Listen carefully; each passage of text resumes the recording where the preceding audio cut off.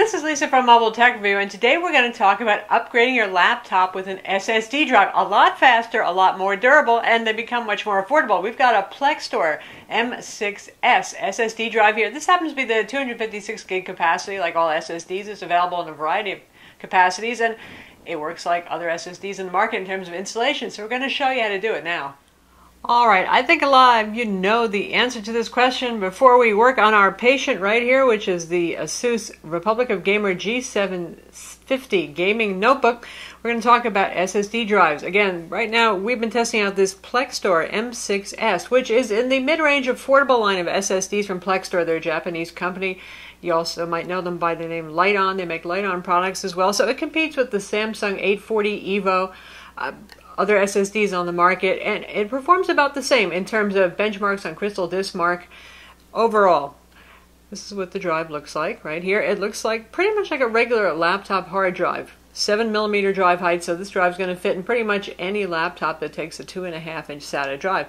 Why do you want to do this? Because these things have finally gotten affordable where you can pay less than $1 a gigabyte for the drive, which is pretty awesome. For example, this 256 gig drive is on Amazon for around $129 or so, which again makes it competitive with Samsung's offerings in terms of price. Sometimes they'll come in at about $5 less, and well, Samsung is the gorilla in the room when it comes to SSDs these days, selling a lot. Crucial also does very well. Anyway, competitive drive right here. Why would you want to do this?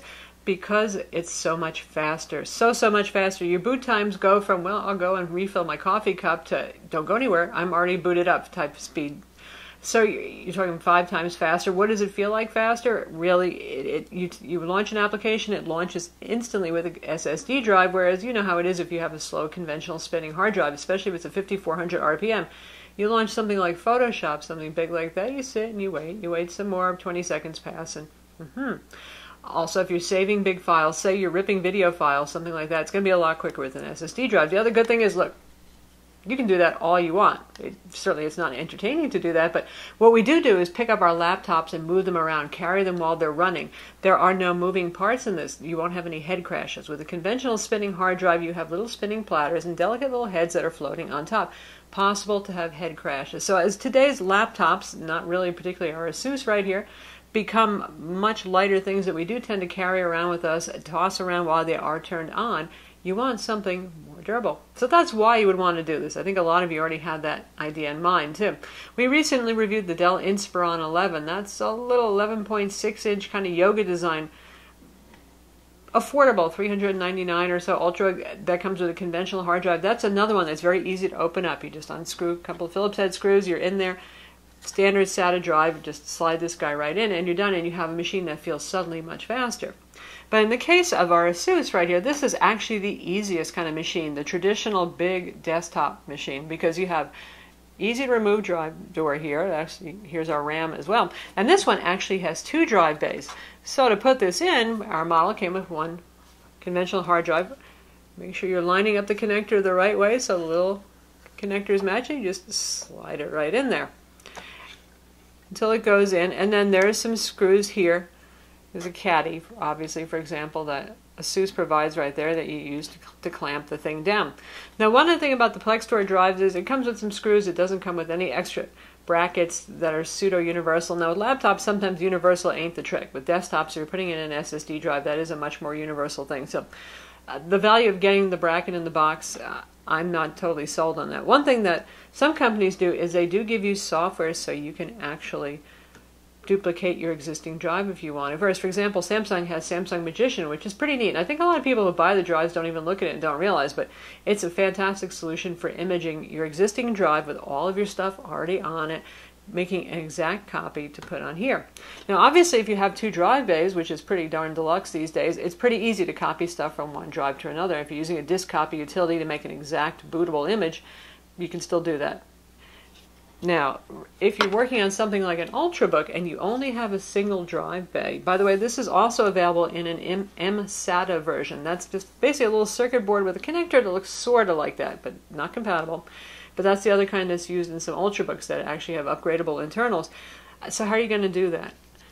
There are cables on the market like this one. It's a USB cable on one end, and this is the SATA connector on the other end. So we'll pull our drive back out and show you how that goes on. So you just stick this right on here, and then pick an available USB port on your computer. Boot it up, and then use whatever software you're going to use to copy your contents onto this drive right here. Now, one thing I will say about this cable, you can find this at your geeky or consumer electronics stores, I'm sure on Amazon.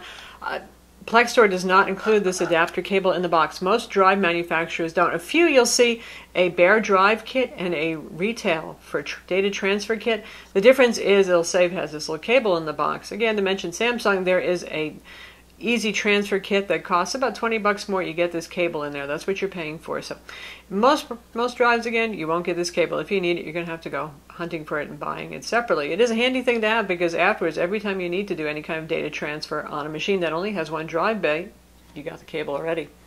Now, on the software side of things, when it comes to transferring your data, what if you say, well, I just got this machine, I haven't even put any of my programs on there, I don't care, I just want to use a recovery drive. You can do that. With Windows 8 machines, just use the Windows plus Q key and type in recovery.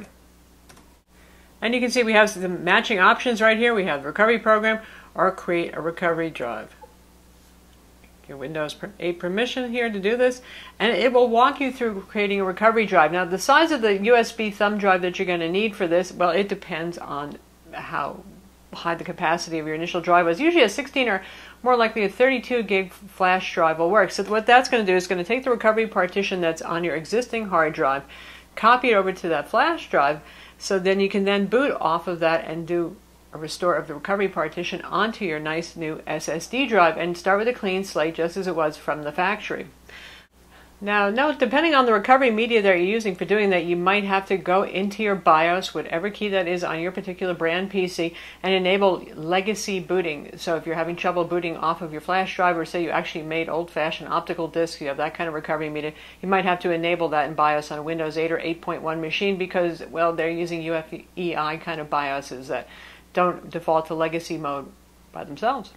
So that's it. That's the whole idea. You too can have an SSD drive in your computer. Now this is going to work with obviously full-size gaming rigs easily because we have big old drive bays in here. Conventional kind of normal laptops that are not Ultrabooks usually have very accessible drive bays. They all use that 2.5-inch SATA drive. Again, that Plextor drive it looks at is 7mm, so that's going to work in pretty much anything.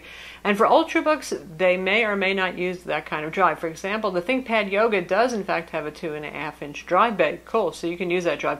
Otherwise, if it uses an mSATA drive, which again looks like a little printed circuit board about that size with a little connector on the end, you're going to have to get the mSATA version of the drive. Those are pretty readily available too. Now, if you have a really cutting-edge new laptop or Ultrabook particularly that has a PCIe SSD drive, those are still kind of hard to find. They're the newest and they're the fastest. So make sure you know what kind of drive your laptop has before you undertake this.